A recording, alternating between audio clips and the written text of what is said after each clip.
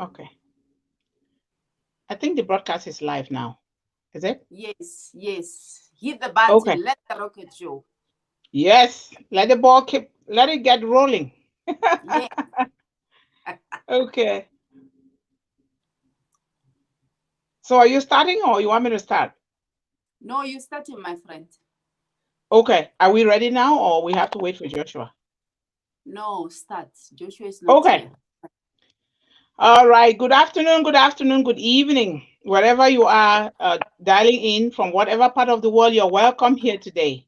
It's a plum pleasing pleasure as well as an exciting thing to be here with you guys today to share our stories, and together we can find solutions that will help us all over the world as mothers, help our children, and help our communities and our families. I am here today with my very great friend Elsa. I call her Elsa the Great. So thank you guys so much from wherever you're dialing from. It takes a strong love, belief, and determination to be able to be here at this time today from wherever you're dialing from. I'm going to begin with my story. First of all, I will introduce myself. My name is Yvonne Mundi. I was born in a little village, tiny village in Cameroon, in West Africa, called Mbengui. And from there, I migrated to the United States of America, Minnesota in particular, and the land of 10,000 lakes. Thank you guys so much. So, a little story about me. I will summarize it so we can move on to other things. I'm talking here today because of the life that I live, so that no child, nobody in this life should ever have to live the kind of life that I live. My mom was raped at a very young age and pregnant with me, still breastfeeding other babies, which were twins. And thereafter, it was from one abuse to the other. Me and my brothers, and some of them are no more because they could not stand the abuse. Those that are still living now, it is so hard for them to even begin to process whatever is it that all of us went through. So it is difficult. So I am here. My mission, because of what I went through, is to share my story with the world so that no child should be able to ever go through what I have gone through. So my mission is to help everybody, particularly women and children, because why? The struggles of women and children all over the world are very disturbing and enormous. I have lived the experience of two worlds, and now I know that the struggles of women and children all over the world is universal. It's not just in one region. It might differ from one place to the other, but it's all over and it is a lot to support.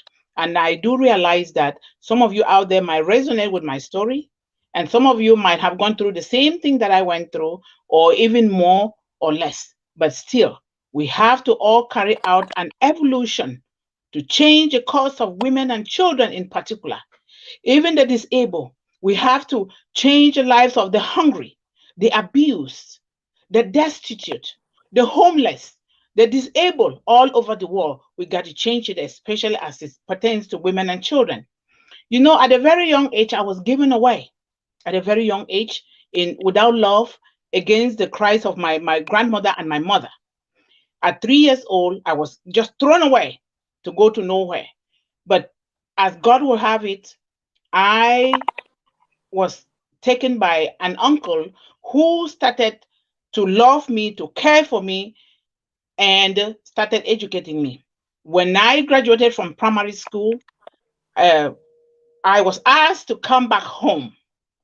And then my biological father forced me into marriage at the age of 11. But my grandmother put her life on the line to save me. And from there, from one abuse situation to the other. But I'm narrating this story because a lot of people that went through the same situation that I went through, they are no more. They are no more. I saw it with my own eyes. They are no more. They died. They could not support it.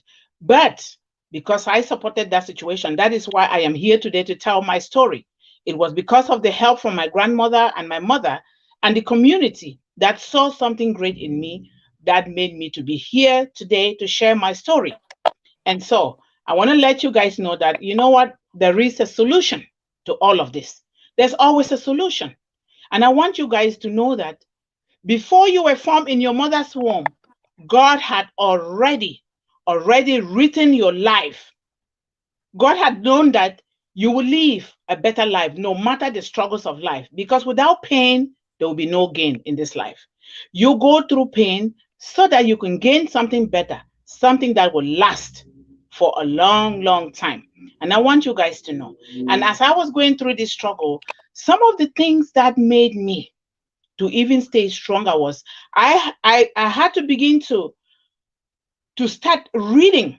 Whatever I saw, I had to read because I admired the people who were educated, and I thought, you know what?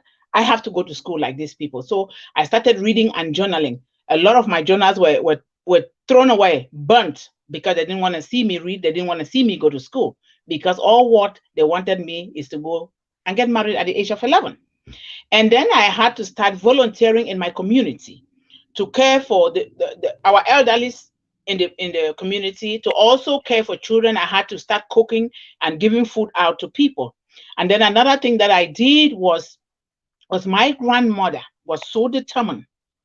My grandmother had to recruit a Sunday school teacher to start teaching us the Bible. And one of the things that resonated with me is Psalm 91 that we recited. Even now, I can get up from sleep and I can still. So we turn to the Bible for protection. We turn to God for everything. And then another thing that I was so obsessed about from a one-time TV that I watched from the village, from the only TV owner, was that they was talking about America being the land of freedom and opportunity. And I had to begin to try to find a way that I would come to America. I didn't know how, but I started singing. I started obsessing, dreaming about coming to America. And no matter what happened, no matter how I was beaten and bleeding, I said, I'm going to America because I want to get away from all these things. I want to get away from, I will not stand seeing my mother, my brothers being beaten and maltreated. Even me, at one point, I had to even contemplate suicide. I said, God, if this is the life that you gave my mom and her children, let us all just die so that we will end it all. I had to. And but guess what? It didn't happen that way. And so God said, you know what? I have a better plan for you. And by God's grace, I am today in the United States where I had wanted to come. So I am telling all of you, there's always a way. When things like this begin to happen, the first thing that you have to do is to believe. Believe in yourself. Believe in who God has created you to be. It is not your mother, your father, or anybody out there that created you. It is God. When you believe, because that is what I did. I had to believe in my grandmother and my mother believe in me. And that is why I am here today. Believe. When you believe, it can take you far beyond anything. And another thing is, do not listen to people from outside there. Listen from what resonates from within you. Listen to yourself. What is it that God is telling you to do? What is it that God is telling you to do? God has created you and put into you beautiful dreams and aspiration. God has given you the ability and the capability to do something. You do not have to look for advice out there before you do what God has put inside of you to do it. So you have to believe from your inside out in order to succeed to do what God has created for you. And another thing is, you must believe that you are a beautiful creation of God, because you are. You are beautiful. God created you in his own image, and anything that God put his thumbprint on it is a beautiful thing. It is a beautiful thing. It doesn't matter who tells you that you're beautiful or you're not beautiful. No, it is who you are telling yourself. What are you telling yourself? What are you telling yourself? That is all that matters. What you tell yourself and what God tells you, it's all that matters. And you need to know that what does not kill you would make you stronger. I am here today with wounds all over my body from abuse. But guess what? They didn't kill me. Those scars have made me into a star. And that is why I am here today to share with you guys. Another thing is we have to become what we think about. What are you thinking in your head? What are you thinking? We have to start shifting our mentality to think about good things, to think about positive things. We have to start selecting the kind of friends that we go along. Are we learning anything good from these friends? Or are we learning negative things from them? Are these friends helping us to grow, or they're helping to push us down? Even some family members, they're going to not want to see you grow because they have the fear of the fact that you're going to grow, you're going to leave them alone, and then you're going to be more than them. Do not listen. Listen to what is inside of you. You keep quiet, you pray to God, you continue your journey to where you are going, so that if you do not help yourself well, you can't even help a child that you have. You can't even help your mother or your father. You can't even help your community.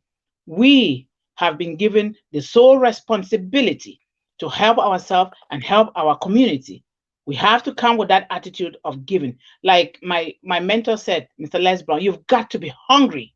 You've got to be hungry.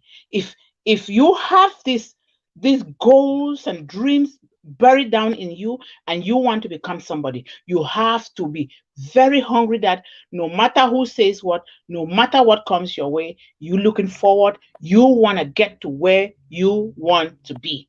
You've got to be hungry. Another thing that I've got to say is you got to seek professional help. I'm here with my friend who is a professional, Elsa, and we have other professionals out there. We have Mr. Les Brown that has been our mentor. You got to seek professional help to help you to go through your difficulties in life, because there is no problem without a solution. There is always a solution. I was in the same place too that some of you are, but through the help of my grandmother and my mother, we had to begin to look for solutions. And I keep searching, searching, searching until I came across the legendary Mr. Les Brown. And he taught me, taught us, and other students to begin to rise above our difficulties. Another thing is, do not define yourself according to your past. Refine yourself. Take your past and refine yourself. Revolutionize yourself to become a new you. To become a new you. You don't get what you want in life. If you do not work for something, you can't get it. You cannot get it. You got to work, work and work harder and work some more and consistently every day. You get up, you know that, oh, what am I going to do today? You already write down your goals. Number one, and you make sure you do it. Take little actions and let them be consistent. Sometimes it's so challenging. It's easy to say, but it's challenging. But guess what? With the help of God, with your prayers, there is nothing that you cannot overcome. Another thing is we have to learn to forgive ourselves. A lot of us, I was in that stage where I thought everything was my own fault. I thought I might have done something wrong to God. That is why I was going through the abuse that I was going through. But come to realize that it was my own thoughts. So I had to learn to forgive myself. I had to learn to forgive myself. Because if you don't forgive yourself, no matter what you do, you're not going to get anywhere with it. And another thing is learn to forgive others. And when you forgive others, let it go.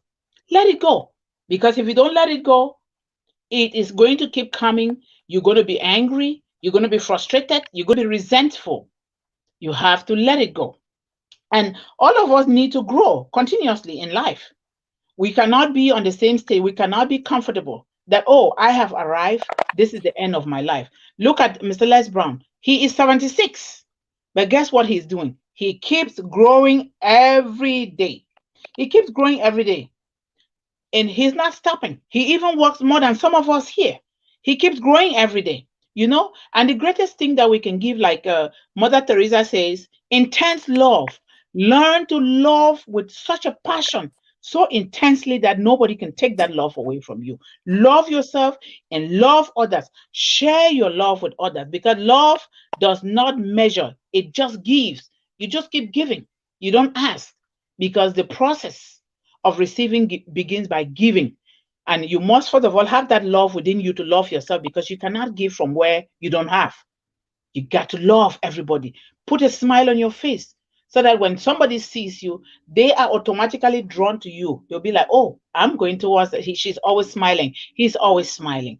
It is a great thing to do. If you don't get what you want in life, you know what? Look for it. That means you got to look for it. You do not blame the government. You do not blame your parents. You do not blame your neighbors for your failures in life. You blame yourself because your mother did more than enough to raise you up to the age of 18. Now it is your own time to use what your parents did for you and use it to grow yourself. And some of the things that our parents raised us with, they are not things that are right, but we don't blame them because they did exactly how and what they knew how to do it. So they did the best for us. You know, they did the best for us. And another thing is, I must tell you, it's never too late. It is never too late to start all over again. It's never too late. Start all over. If Mr. Lesbrand at 76 is still going, still writing down goals, still looking for help, still looking for mentors, it is not too late. We can start all over. The most important thing is you believe, the determination, and you take action. That is the most important thing. And another thing is own your life. Own your life. Don't let nobody own your life for you. Own it. Own your life and say, you know what? If I succeed, it depends on me and the God who created me. If I fail, I shouldn't have to blame my failure on somebody because the energy that you spend blaming somebody left and right for your failures, you're wasting your time. Use that energy to say, you know what? Failure does not mean that I am a failure or a loser. Failure means I still have to do a little bit more, a little bit better. A failure is only when you quit. If you don't quit, you're never a failure at all. Another thing is to have the awareness. Be aware of your environment. Be aware of what you can reach out for, like education. Don't sit there and say, oh, I'm too old to get into the classroom. You can get into the classroom with an 18-year-old, but you know what you want in life. You get into classroom, you study, you look for the information. You go online, you Google. God has made technology worldwide now, especially with the advent of the coronavirus. Some things come along that we think that it is bad for us, but guess what? We are now communicating online all over the world, and our messages are being heard. Get education. You can even ask your child. Our children these days are too smart. They know the computer. My son is here. I ask for help every day. We can all do that. There is no time that we cannot start. Even we are 80 years old, we can still start. We've taken example from a lot of people who have started in life at a very young age and they still succeeded. You know, you need to, like I said before, your self-image is very important. If you don't believe, you don't love yourself, you don't have a good self-image of who you are, who God has created you to be, no matter what you do, it is not going to be successful. You will have to come back to the same point, and it's like every time you're starting all over. But we have to deal with our mentality. What is it that keep playing in our brain, in our head? What are we telling ourselves every day? What is playing in us? We need to replace those thoughts with positive thoughts. We take like two pieces of paper. You write the positive thoughts, you write the negative ones. You know what? You intentionally take the negative thoughts and burn them. Let them go. Let them go. And you focus on the negative thought. And that is what you impact yourself every day. You get up, you carry out like a morning ritual. That's what I do. I carry out a morning ritual. I get up and I read a verse from the Bible. I pray and I read my affirmations. Read those affirmations to yourself every day.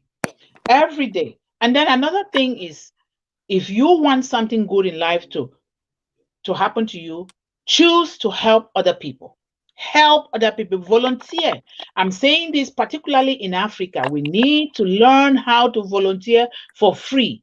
It is not always all about money. We need to help other people that need help. It's not always about money. It's good to do things without being paid for. And you fill your heavenly account with blessings from God. Remind me if I'm almost there, Elsa. So we fill our Okay. heavenly account with prayers and with volunteerism from God. You talk, you take time to heal. If you are going through anything now, I know that healing is a process. It is a process. It involves your mind, your own commitment, prayers, and reading of the Bible, and actually believing that it is happening. We all, it's just like you lost somebody and you grieve. You take that time to grieve, and grieving is a process. Sometimes it takes shorter, sometimes it takes a longer period to grieve, but we have to take that time to heal from our wounds. I took time to heal. I've The woman that you're seeing here today was not always the woman that was before, but it took me years to heal. And I'm healing. I'm healing every day too now, still, by putting my message out there, by putting my story out there for others to listen, to know that they are not in this alone. If the stories are not the same, they can be different, but it is still a story that needs a healing process. We all need that healing process. If you fall on your back, like my mentor said, Les Brown, if you fall, try to fall on your back, because when you fall on your back, when you can look up, you can get up. You can get up. Even when you fall on your stomach, you can use your nails to scratch the surface of the ground and try to get up. Don't give up. Don't give up. Never you give up on anything. You have to be determined that, you know what, if others can do this, I can do it too. If others can do it, I can do it too. There is an African proverb that says, if there's no enemy within you, the enemy outside can do you no harm. The decision is yours. You don't say, oh, this person did this, or this one did it, that is why I am not doing good. No, no, it is on you. If you don't have that enemy within you that is telling you that, oh, let me blame this person, let me give excuses here, no, you will succeed. But if you're blaming people, check yourself out. Check it out. It means you have an enemy within you, and the enemy within you is the enemy that is going to make you fail. It's nobody else, because your life is in the hands of God who created you, and in your own hands, and nobody else. Even within your family, there are family members who want to make you fail. They've done it to me several times. But take ownership of your life. Like I said, take ownership of your life and be determined. Forgive. And then another thing is honor your commitments. If you say you're going to do something, honor that commitment. Honor your commitment to your commitment with integrity. Do not do something, say, let me do it this way so that it can help me succeed faster. No, do things with integrity and honesty and transparency and communication. Because when you do that, guess what? They will come back to you. Whatever you put out there, that is exactly what you're going to get back. So you need to do things with honesty and integrity, no matter who it is, because it is only through that you can succeed with your dreams. There's no other route around this, as I know. Always speak humbly, kind words to people, because death and life lies in the power of our tongue. That is what the Bible teaches us.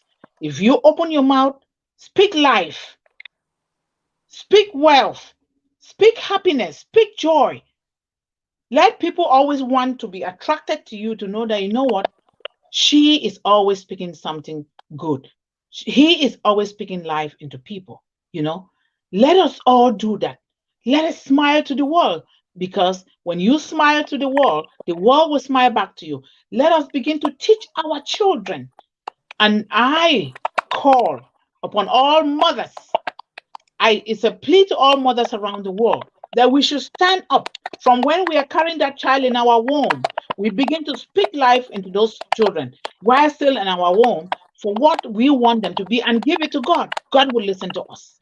We need to, because our children are so disoriented all over the world. Some are committing suicide, some are on drugs, some are in alcohol, drinking and getting drunk. They don't see a way for their life. It is us, the mothers or the parents, who have to instill hope in these children. And we have to, before we do that, we have to start that with our own self, because you can never give what you don't have within you. We need to do it. I urge us to join in this revolution, this evolution, to change the stage of the world, because a lot is going on in the world. Not the coronavirus has just added upon the baggages that we are carrying all over us in the world. Baggages of anger, baggages of jealousy, baggages of frustration, baggages of blaming, baggages of lies, dishonesty. We do not have to carry these baggages with us around the world. Let us remove the spirit of revenge in us. When somebody does something, we don't have to say, you know what, I'm going to get him, I'm going to get her. We remove the spirit of revenge in us. Let it go. Because if you are going to focus on revenging on something that somebody has done to you, you're not going to succeed. Instead, pray for that person. Pray for somebody. Pray, pray, pray. Let me know, Elsa, if I'm still on time. Okay, so I don't take You too much still from. have you still Oh, have 4 minutes to go. okay, thank you so much. And then help, help, help. Always help, help people, help people, help people to become something, help people to grow. If little help can go a long way. Like for me, sometimes when I use the public toilet, what I do is some people they have problems with their fingers. Like our elderly people, they have arthritis. What I do is when I use the public toilet, I have to unroll the toilet paper, unroll it a little bit so I can leave a strand that somebody can easily pull. Because if you just cut your own, you do not unroll it so that it can leave a flap that somebody can easily cut it. Those people who have problems with their fingers, it's difficult for them. Those are little help. Helping doesn't mean you have to give million, but you start little. Sometimes when you use the bathroom, make sure you flush it. Look at it. Is it clean? Did I clean the toilet? Did I clean this thing? Don't leave it for somebody. You see the janitor cleaning, removing dirt. Say thank you so much. Because without the janitor, you will not be able to use the bathroom.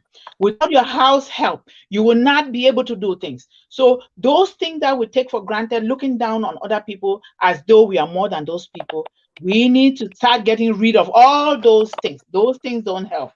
We become what we think about. That's the most important thing. We think. Whatever you do, it comes from your thinking. What are you thinking? What are you thinking? Are you thinking joy, love, happiness?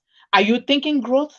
Are you thinking wealth for yourself, your family, your community, your neighbors, your country? What are you thinking about? You can never get ahead of in life when you are trying to lie or to steal something or to get something that you don't deserve. We get ahead in life by doing the right thing. That is how we get ahead in life. And you know what? Let's focus on our children's education. Like my colleague said, building mindset schools that will begin to change the paradigms that have been built in us from little. Now we are adults. We can change those things. A lot of things need to be changed.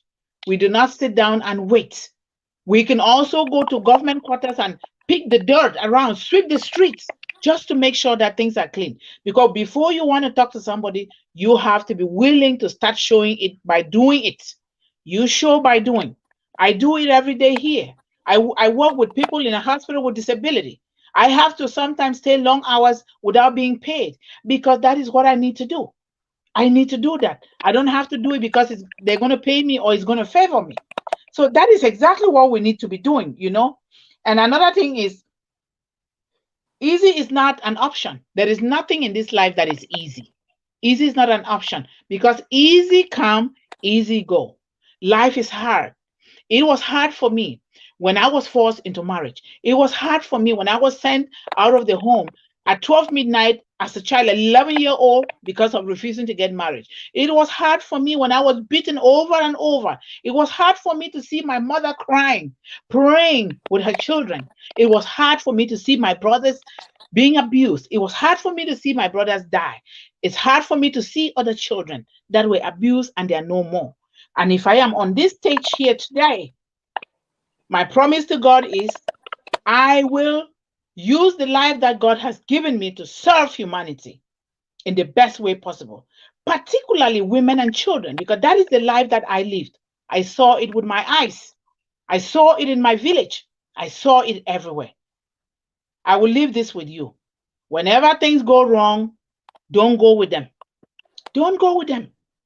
And know that if another person can do it, you too, you can do it. It doesn't take a high education for you to become good. It doesn't take a PhD or a rocket scientist for you to become something. If one person can do it, you too, you can do it. And I thank you guys so much. Thank you guys for listening.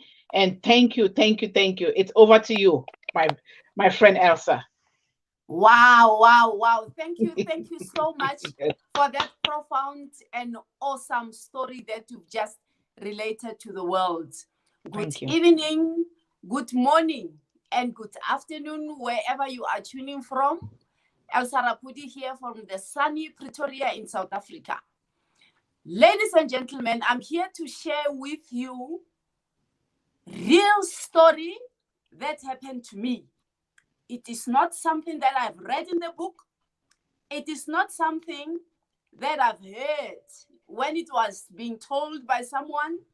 It is not something that I have watched from the TV.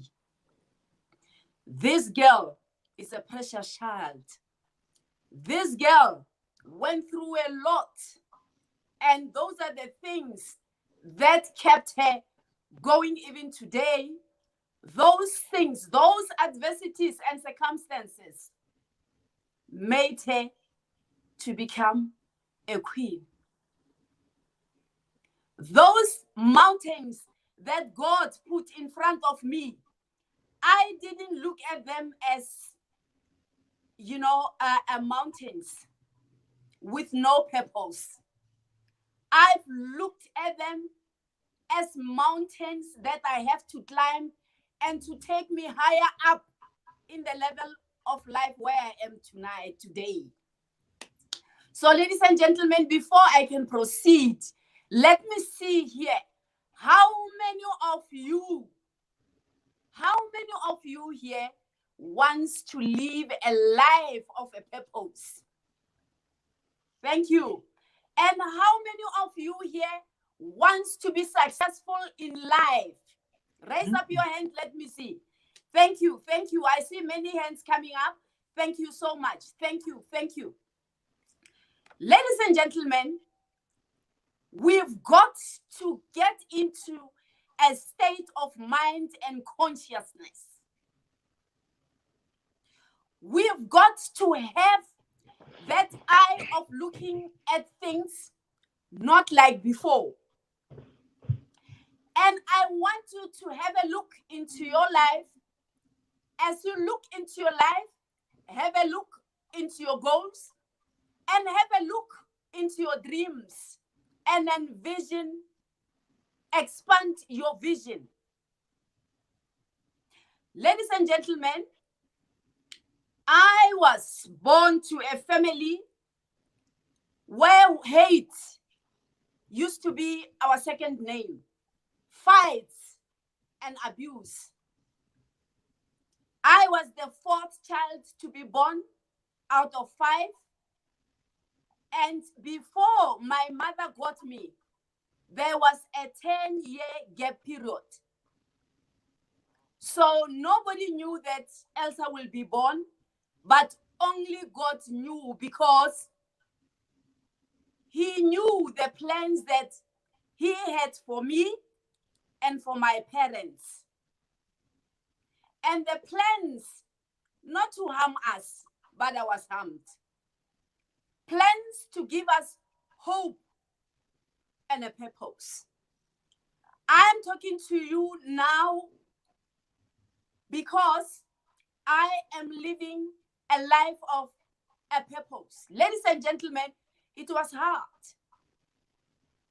It was not easy. It was hard. It was challenging.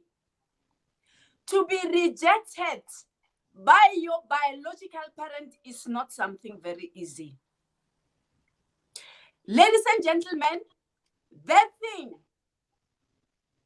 brought hatred amongst us as siblings.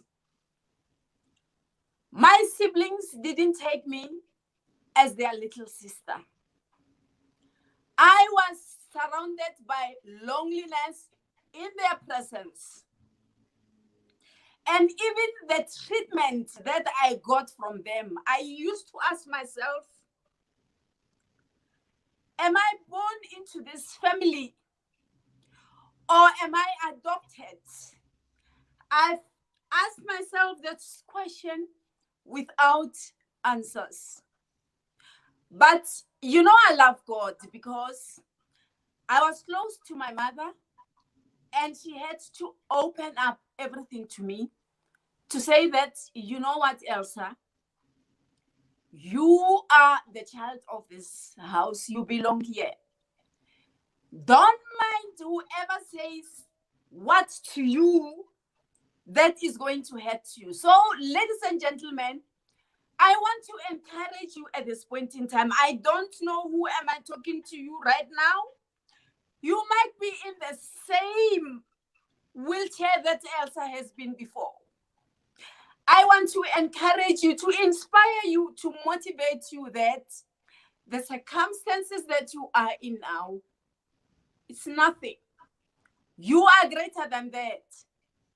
And everything that happens behind you and everything that happens before you, those are tiny matters. Concentrate and hold on the things that happens within you. Those are the things that are important to you as a human being. Ladies and gentlemen, it was hard. It was difficult. I used to witness my mother being beaten up because of me being born into the family. You know, it used to create more hatred to me at the same time. I remember we used to live most of our days in the police stations because of the fights that were happening in the house. And with my father uttering that, why is this child here? I told you that I don't want to see this child here. And you know, I used to live in shock. I used to be scared everywhere I was, you know. At times, I will sleep without food. I will never be given food because I was not the child of the family. And I remember one day when my mother was sick, my father, you know, tried by all means to can eliminate me, to can destroy me. You know, he used to hammer these words that you will never amount to nothing. And he used to keep the food that was only meant to be ate by Elsa. None of his children were supposed to eat those food. And you know, I thank my God because during those times of my adversities, I got sick. And it happened that I was admitted. That is how God saved me. Because he removed me from the place of sorrow and tragedy to the hospital where I was safe. Coming back from home, he was never there. He was staying somewhere. Ladies and gentlemen, it was hard. It was hard. This happened in 1969, but even up to now, when I talk about this, I get so emotional. It's because I don't wish this to happen even to the greatest enemy, if there is. It is hard. When my mother got sick, you know, I could feel that I'm nobody. I was hopeless. Because she used to tell me that, you know, Elsa, soon I'll be gone to heaven. And I am concerned and worried about you because these other kids are going to trouble you. And indeed they did. It was not easy. It was hard. Even if I tried to show them my love, they kept on rejecting me. It was not easy. And ladies and gentlemen, you know, we have to be grateful of who we are. You see, my lips, they used to give me names that I've got red lips. You know, it used to trouble my mindset. But today, I'm so grateful to God because most of the people tell me that I've got beautiful lips. Before, it used to trouble me. You know, I didn't know what to do. I even thought of chopping them off my face. It was hard. It was not easy. And when my mother died, you know, I remember she died. You know, I was holding her hand. And she was whispering to me. I couldn't hear what she was trying to tell me. And she finally used the sign language. The two sisters were standing on the opposite side of a bed, and I was standing at the foot end. She ordered them, pointing that you two go out and Elsa move closer to me. I got closer, and then she showed me that I must take off her clothes and help her to get the pajamas on. I did that. And I also removed her wedding ring. She said I must keep it. Even up to today, I still have it with me. And as I was talking to her, you know, praying to her, reassuring her, telling her that, please, Mom, don't leave me because this life is going to be hard for me. And all of a sudden, she was gone. She was gone. And when I started screaming for help, the two came running and they said, why did you kill our mother? What did you do to her? Because she was speaking when she let us to go out of the room. What did you do? We want our mother. Ladies and gentlemen, that thing troubled me for years. It was not easy. I was alone. I didn't have anyone to talk to. Nobody wanted to talk to me. And she asked me to run her funeral to the best that I could, because she was one of the community members who was active. I did that. And she told me that, you know what, Elsa, during that time, please don't cry because you will make my eyes to look backwards, and I don't want that. Please don't cry. Keep up the cross until the last moment. I did that.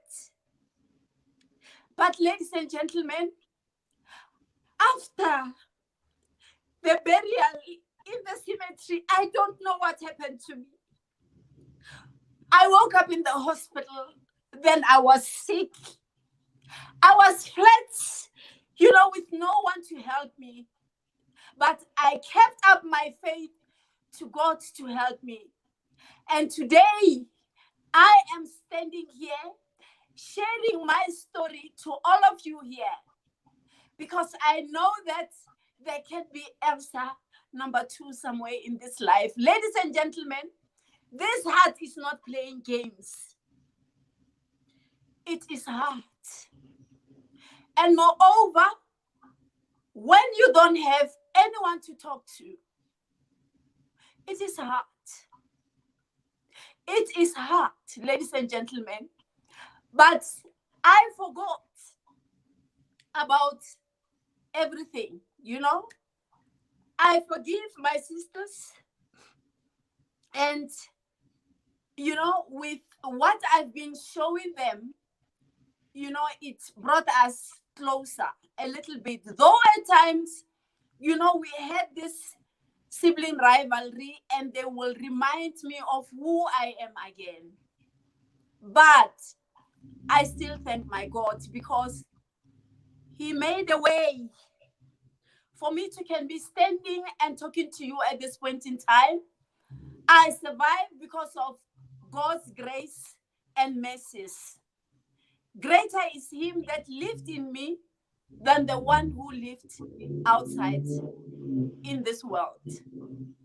So, ladies and gentlemen, I just want to share some tips with you that all of us, we've got motivations of some sort. You can be motivated in becoming a better version of the person you were before. You can be motivated to study more, to empower yourself with knowledge, or you can be motivated to save money, to get yourself a better place, or you can save money, to give to charity and so forth. So, what is motivation? According to me, motivation is that burning desire in you that will drive you and make you think that it's worth it to have it. I started my career as a nurse, but with time, I could feel that I don't belong here anymore. I wanted something, something that I can talk about myself. I can make people aware of where I come from and where I am going. Ladies and gentlemen, in this life, you have to ask yourself, where am I going and with whom am I going? Because some people deserve the pink slips because they don't add value into your life. Instead of them building you up, they will drain you, they will pull you down, and they will dictate your life. And this is not what we want. We have been programmed, ladies and gentlemen, to live our lives from outside in. And that is the thing that makes us to become failures in life. This is one of the things that makes us not to be successful in life. So I want you to have a look into your life, have a look into your dreams, and have a look into your goals and expand your vision. I want to challenge you right now to ask you, on a scale of 0 to 10, how do you rate yourself when it comes to motivation? How motivated are you in this life? How inspired are you in this life? And what is it that you give out to the world? What difference do you make in this world? Are you using your time fruitfully to empower yourself? Are you making a change into your life, into your family, into your community, into your society, and into the world? Rate yourself and think about it. And be fair with your answer. And think about it. And again, on a scale of 0 to 10, is there someone dictating your life on how to live your life? Are you living your life through the options of other people or through the outside circumstances that happen to you? Think about it and be fair in answering your questions, because this is about you. This is about you. And again, I want to challenge you to ask you that, how do you rate yourself when it comes to your physical appearance? And how do you rate yourself when it comes to your life? Are you taking care of yourself? Do you love yourself? Do you consider your thoughts? Or is there someone who is doing that for you? Think about it. and rate yourself on a scale of 0 to 10. And another thing, some of us will live this life unnoticed. Are you making a change into your life? Will somebody remember you that you have passed this way? Is there a track for you, a trace? Are we able to trace that you've been here on this universe? And what difference are you making to the world? What difference are you making in your society and your community? Ask yourself and rate again yourself from a scale of 0 to 10. And your environment is a very good indicator. On a scale of 0 to 10, is that what you want? Do you find it desirable? Are you satisfied with your environment? Did you have a career whereby you are empowering yourself or not? You know, someone said, our gift from God is our lives. So, what is it that we do about our lives? What do we give back to God? Do you give back all the gossips that you carry around wherever you are? Backstabbing? Hatred? Is that what you are giving back to God after He has given you all the potentials, all the talents, and all the gifts? Think about it. And on a scale of 0 to 10, I would like you to rate yourself and be honest and fair with your answers. And do you do something in your life that is challenging? Are you keeping busy with something that is inspiring you, something that motivates you? How do you live your life? Because if you're not going to live your life as expected, this is going to be hard for you, ladies and gentlemen. You're going to be angry about yourself. You're going to be frustrated about yourself. And you're going to be angry with anyone and everybody just around you. That's right. Are you living a life of a purpose? That's right. I also want you, again, on a scale of 0 to 10, to rate yourself and do that with an honest heart.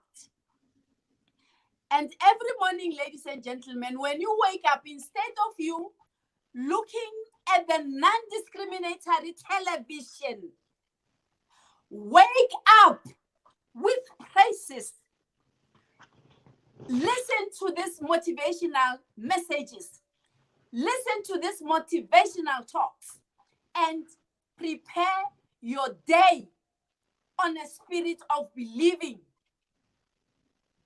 Believe that everything good will happen to you. And believe that it is possible. Talk good about yourself, ladies and gentlemen. Speak life into your life. Know that there's greatness in you. You are special and you've got the power, an enormous power that you can ever imagine. Rob the symmetry of your talents, ladies and gentlemen. Live full and die empty. Live full and die empty. Yes, you've heard me. And what do I mean by that? You will have to serve as a messenger of God. You have to serve. You've been waiting. You've been wasting time for so long. This is your time. Get out of your hook. Go beyond your comfort zone and make a change. Yes. This Yes. is your time. Yes, you've heard me. Yes. Yes. This is your time. This is your time. Yes. Yes. You have been doing a whole lot of nothing. Ladies and gentlemen, this is your time. No one is going to do it for you. It is your sole obligation. It is your sole responsibility to can live your life and make a difference as to the way our mighty God wanted you to come here and to make a change. What is it that you bring to the world? What are you doing about your time? Seek first the kingdom of God and his righteousness, and all these things shall be given unto you. And I can even take it further to say that ask, it will be given unto you. Seek, you will find, and knock, it shall be opened unto you. Start now. Start to ask for anything that you want. It can be anything simple. We start small and we grow. Wherever you are, with whatever you have. Ladies and gentlemen, this life, this thing called life, doesn't play games. It's hard. And you being a parent, you have to take the lead in your family. Be the role model in your family. Be that someone whom your kids will admire you and they will take from you. What do you do? What difference do you do into your family? Do you love your family? Do you love them? If not, you better start to love them, because I was never loved by my father. I was never loved by my father. It's time for you to start to love yourself. And when you love yourself, you can transfer your love to your family. You can transfer your love to all of us here. Isn't it nice? Yes, it is. So, ladies and gentlemen, I encourage you one more time to have a look into your life. What type of your life do you live? Is that serving a purpose to yourself and to the other people? Is it fruitful? Or is it killing? Is your life killing others? Think about that. Think about that, ladies and gentlemen, and expand your vision. This thing called life is full of so many distraction, and transformation. Transform yourself and evolve. Do something new that you have never done in your life before. Yes, you've heard me. Do something. Use your hands, use your eyes. You know, it reminds me of Helen Keller when she was asked that, what is the worst thing that she can mention in the whole world? She said, a pathetic person who is having a sight but with no vision, that is the worst bad thing that I can think about in this world. So, ladies and gentlemen, we've got our sight. Let us work by faith and, let us have a vision. Let us expand our vision. And this is my story. I'm sticking to it. E stands for enthusiasm. L stands for life. S stands for self-sufficient. And A stands for ambitious. For now, I'd like to say thank you. Until we meet again next time. Goodbye for now. Bye for now.